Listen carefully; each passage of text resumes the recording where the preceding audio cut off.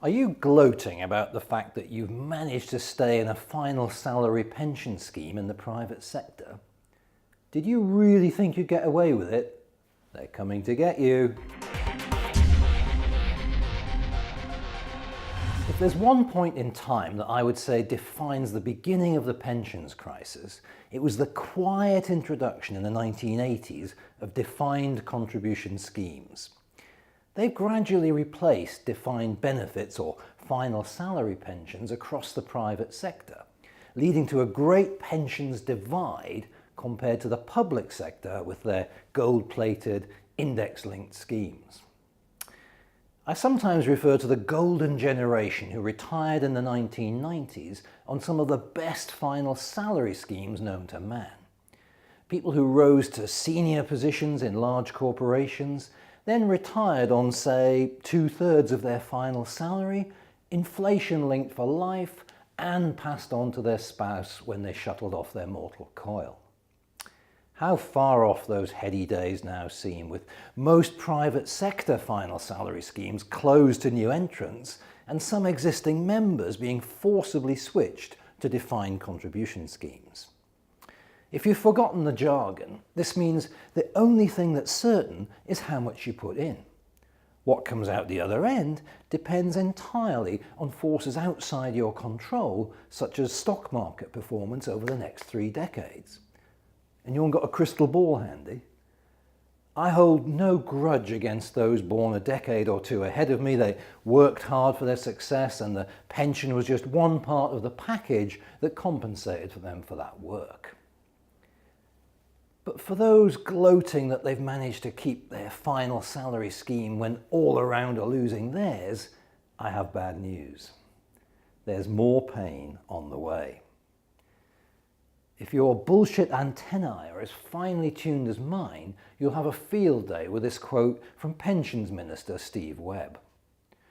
Removing some of the regulatory constraints imposed in the past will allow new, flexible forms of defined benefits pensions, which will enable employers to offer pensions with a high level of certainty, but with much greater flexibility over the nature of benefits provided. Translation: we want to make pensions cheaper for employers, so we're going to relax the rules that protect people's pension income. 2 major changes that are being proposed are an end to inflation linking and losing the ability to pass the pension on to your surviving spouse. Not to mention raising the retirement age, so you have to wait longer to start receiving these greatly reduced benefits. This is huge. Of course, it's being positioned as a minor tweaking of some old-fashioned rules and regs, but Hargreaves Lansdown have calculated what it means in real terms. Today's laughably low inflation rate, the CPI, is a mere 2.7%. Well, that sounds benign enough, doesn't it? Well, if you receive a pension of just $10,000 a year without inflation protection and you live for 25 years in retirement, you'd receive £250,000 in total. But to keep pace with even this Alice in Wonderland inflation figure, you'd need to receive $351,000 to maintain your spending power. So in other words, you'd lose 40% of your purchasing power over the years without inflation linking. Use a real inflation figure closer to double the official numbers and your pension will be beer money in 25 years. So you wait longer for your pension to start, there's no index linking, and your spouse receives nothing when you die. Yes, that ought to solve the pensions crisis at a stroke, Mr. Webb. There are also suggestions of a forced cap on charges by pension fund managers. While that might sound superficially attractive, what matters is the performance of the underlying investments. So anything that reduces service levels may turn out to be a false economy. Before Gordon Brown's famous pensions raid in 1997, we had a system that was the envy of the world. Today, we're a laughingstock. The Australians might struggle to beat us at cricket or rugby these days, but they've overtaken us big time when it comes to pensions.